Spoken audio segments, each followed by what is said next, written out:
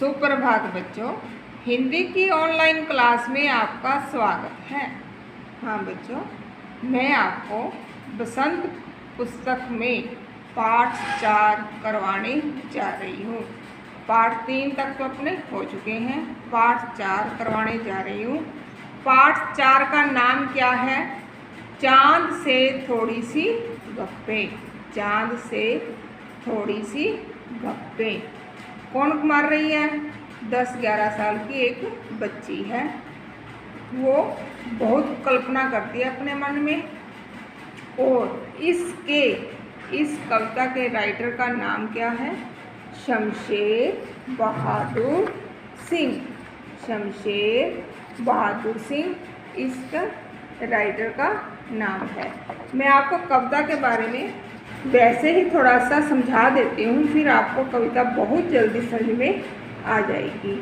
देखो इसमें क्या है, बच्चों ने चांद से अनेक ढंग से अपना रिश्ता जोड़ रखा होगा। बच्चे चांद के बारे में बहुत कल्पना करते हैं, बहुत कुछ सोचते हैं चांद के बारे में, है ना। वे चांद को देखकर अपने मन में कई तरह के ख्याल लाते हैं कि चांद पता नहीं कितना को बड़ा होगा, हम इसको कैसे पकड़ पाएंगे। हमारा भी दिल करता है कि हम तारों को छुएं, तारों को पास जाएं। ऐसा बच्चे सोचते हैं, बच्चे क्या बड़े भी सोचते हैं। जब थोड़े से पता चलता है कि ये सब चीज़ें अपने से बहुत दूर है, तब हमें इसकी असलियत पता चलती है। उसी प्रकार ही इस कविता में एक छोटी सी लड़की है। वह क्या कहती है?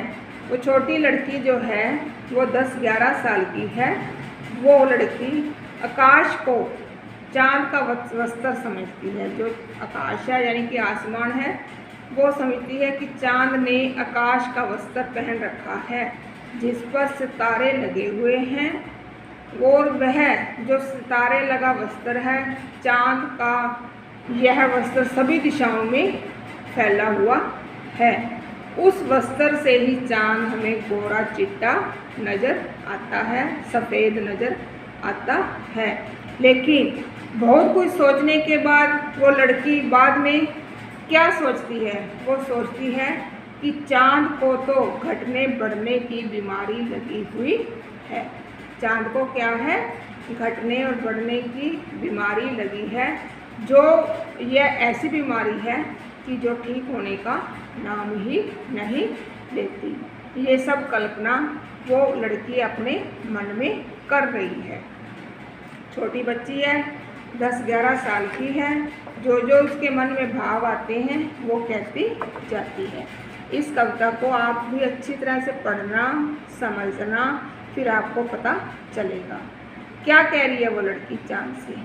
गोल है खूब मगर आप तिरछे नज़र आते हैं जरा। क्या कहती है चांद को? कि आप गोल तो खूब हो, पर आते भी हमें तिरछे नज़र हो, कि हमें आप तिरछे नज़र आते हो।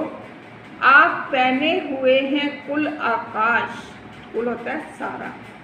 आप पहने हुए हैं कुल आकाश तारों जड़ा। जो वस्त्र पहने हुए आकाश के, वो वस्त्र तारों से जड़े हुए हैं, तारे लगे हुए हैं। सिर्फ मुंह खोले हैं अपना गोरा चिट्टा गोल मटोल। गोरा चिट्टा का क्या मतलब होता है? सफ़ेद, गोल मटोल मोटा। कुल का मतलब सारा, आकाश आसमान, ठीक है। कुल सारा आकाश, आकाश को आसमान भी बोल देते हैं। सिर्फ मुंह खोले हुए हैं अपना गोरा चिट्टा। आपने अपना गोरा चिट्टा यानी कि सफ़ेद मुंह खोल रखा है, जो कि गोल मटोल है। आप सिर्फ मुंह खोल कर ही रखते हो, मोटा, सफ़ेद, गोल, अपना मुंह खोल कर रखते हो। ये लड़की अपने मन में कल्पना कर रही है। इसके बारे में? चांद के बारे में। अपनी पोशाक को फैलाए हुए चारों सीमत होती है दिशा। आपने अपनी पोशाक को चारों दिशा में फैला रखा है। पोशाक, तारों जड़ी पोशाक को चारों दिशा में फैला रखा है, ठीक है। आप कुछ तिरछे नजर आते हैं, जाने कैसे खूब है गोकी। आप हमेशा ना जाने क्यों तिरछे नजर आते हो और सुंदर भी लगते हो। वाह जी वाह, वाह जी वाह। मैं पढ़ रही हूँ और आपको साथ के साथ बीच में जो टफ वर्ड है मैं आपको उसके अर्थ भी बता दूँगी। खूब है गोकी, यद्यपि। गोकी का मतलब होता है यद्यपि। गोकी का मतलब यद्यपि होता है। शायद पीछे दे भी रखे होंगे। गोकी का मतलब होता है यद्यपि।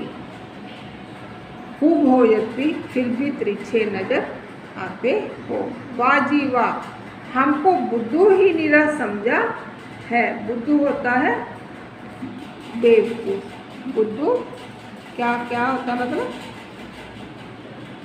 बेवकूफ। सॉरी गलत लिखा गया, बेवकूफ। बुद्धू का मतलब होता है बेवकूफ। हमको बुद्धू ही समझा, निरा समझा है, यानी कि आपने हमको बुद्धू समझ रखा है। निरा होता पूरे का पूरा, बुद्धू समझ रखा है। हम समझते ही नहीं जैसे कि आपको कोई बीमारी है, जैसे कि हमें पता ही नहीं चलता कि हम समझते ही नहीं जैसे कि आपको कोई बीमारी है। आप घटते हैं तो घटते ही चले जाते हैं और बढ़ते हैं तो बस यानी कि बढ़ते ही चले जाते हैं। ऐसा है कि जब आप घटते हो तो बिल्कुल ही घटते जाते हो, अगर आप बढ़ते हो तो बहुत ही बढ़ते जाते हो। दम नहीं लेते हैं जब तक बिल्कुल ही गोल ना हो जाए।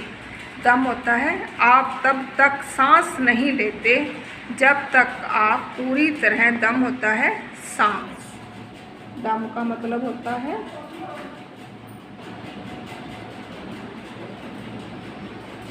सांस।